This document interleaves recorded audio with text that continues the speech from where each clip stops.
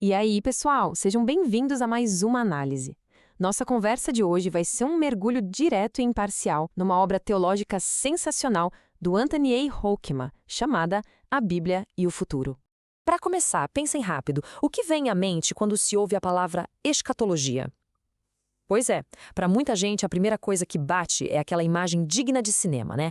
Eventos apocalípticos super dramáticos, o fim do mundo, ou aquele julgamento final que parece estar a milhões de anos de distância. Mas é exatamente aí que a coisa fica interessante. O Hoekema pega esse conceito e dá uma baita chacoalhada, trazendo a ideia da escatologia inaugurada. Basicamente, em vez de ser só sobre um amanhã distante, ele propõe que o reino de Deus e os chamados tempos do fim já são uma realidade presente, que já começou com Cristo. Ou seja, o futuro, de um jeito bem real, já começou. E para entender como ele monta esse argumento, a gente vai passar por 4 pontos bem práticos. Repensar a escatologia, entender a expectativa lá do Antigo Testamento, destrinchar essa dinâmica do já e ainda não, e fechar com o verdadeiro sentido da história. Então, bora para o primeiro ponto. Vamos repensar a escatologia e tentar enxergar um pouco além daquela ideia puramente apocalíptica. A grande sacada do livro fica muito clara nesse contraste. A visão tradicional foca totalmente na escatologia futura, coisas que ainda vão rolar, tipo a morte física, o juízo final e a nova terra. Mas, por outro lado, a escatologia inaugurada não anula isso, ela apenas adiciona foco no presente. Ela olha para as bênçãos que a comunidade já está vivendo agora, no dia a dia. Se a gente ignorar uma dessas partes, a mensagem fica incompleta. Legal, mas de onde vem isso tudo? Vamos dar um pulo no Antigo Testamento, que o autor descreve como uma época de intensa e contínua antecipação. A galera daquela época vivia literalmente na ponta da cadeira. Eles esperavam o Redentor, o reino de Deus, uma nova aliança, o derramamento do Espírito e por aí vai. Enfim, um baita pacote de promessas. E, na cabeça deles, todas essas coisas incríveis iam acontecer de uma vez só num ponto futuro que ainda não estava muito claro. Tem uma citação fantástica do teólogo Jürgen Moltmann que o livro traz e que resume a importância de tudo isso. Ele diz que a fé é esperança, é olhar para frente. E exatamente por causar essa esperança, ela revoluciona o presente. O desejo pelo que está por vir se torna, na verdade, um motor que faz a gente agir e transformar o mundo hoje. Chegando no Novo Testamento, rola uma reviravolta daquelas na narrativa. Uma verdadeira mudança de paradigma. Sabe aquele pacotão de promessas que a gente acabou de ver? A grande surpresa é que ele não chega todo de uma vez. O que parecia um evento único virou 2 estágios. A primeira vinda de Cristo é a inauguração, o nosso famoso já, onde as coisas começaram a se cumprir. E a segunda vinda é a consumação, o ainda não. O que nos coloca numa situação bem curiosa. A gente vive agora numa zona de sobreposição. Esta era atual e a era por vir estão se cruzando. É um estado onde a gente já colhe os primeiros frutos, as coisas boas que já chegaram, mas ao mesmo tempo a gente ainda lida com as dificuldades diárias, aguardando a redenção total.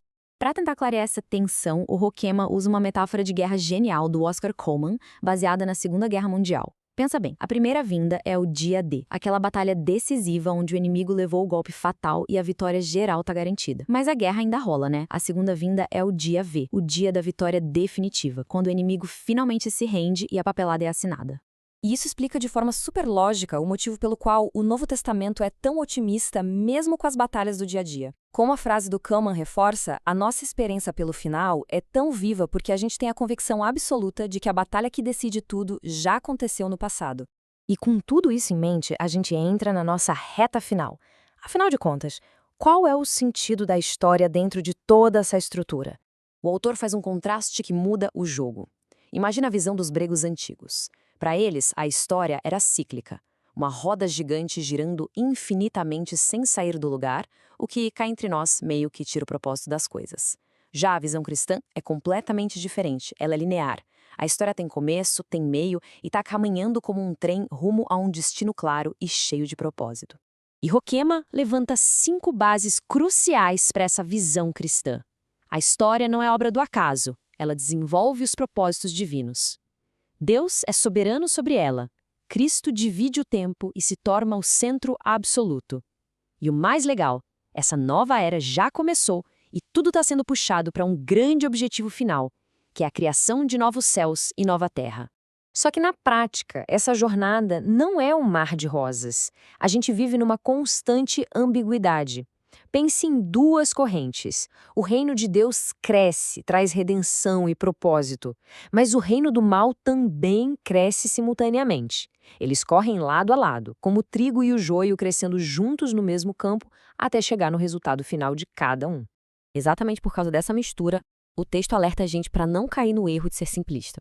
Tem uma citação do Henriques Berghoff que diz tudo: o mundo não é preto no branco. Na real, a gente vive no meio de vários tons de cinza. Então, os julgamentos humanos que a gente faz sobre o que acontece na história têm que ser muito cautelosos e provisórios até que a consumação chegue. Mas olha a parte incrível dessa teoria. Mesmo com o mal presente, o núcleo dessa visão de mundo é totalmente otimista. O Hokkiyama afirma que os nossos esforços aqui, a ciência, o trabalho e até as coisas culturais que a gente produz, têm significado eterno. Nada disso é em vão.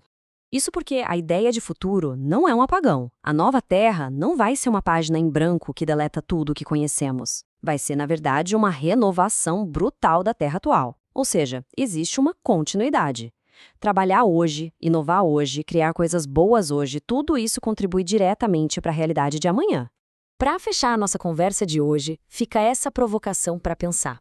Já que a gente sabe que vivemos nesse espaço único entre o dia D e o dia V, como é que reconhecer o valor eterno do nosso trabalho muda as coisas? Como isso altera as decisões que a gente toma e a cultura que a gente constrói no dia a dia? Afinal de contas, o futuro já começou e cada um de nós está ajudando a dar forma a ele. Pensem nisso e até a próxima!